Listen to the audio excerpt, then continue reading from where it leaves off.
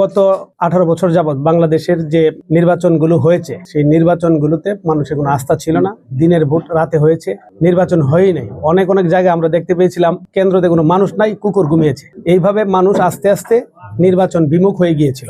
মানুষ এখন নির্বাচনে ভোট দিতে উন্মুখ হয়ে আছে। নির্বাচন চাচ্ছে একটা সুষ্ঠু এবং সুন্দর পরিবেশে নিরপেক্ষ নির্বাচন সবার আশা। একটা অবাধ, সুষ্ঠু, নিরপেক্ষ নির্বাচনের মাধ্যমে বাংলাদেশে গণতন্ত্র প্রতিষ্ঠা পাবে এবং সেই জন্য আমাদের যত এই ভোটার আছে তাদেরকে আমরা আসলে তাদের মধ্যে একটা ভোটের পরিবেশ তৈরি করার জন্য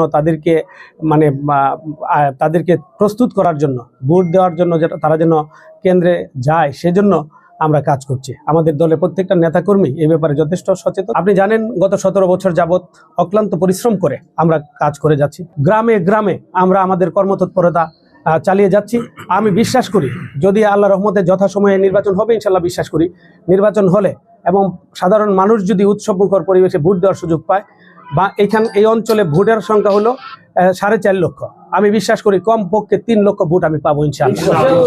যদি আরো যদি বেশি আপনার ভোটের আমরা যদি সর্বোচ্চ সংখ্যক ভোট কাস্ট করতে পারি তাহলে আমার ভোট পাওয়ার সংখ্যা আরো বাড়বে ইনশাআল্লাহ।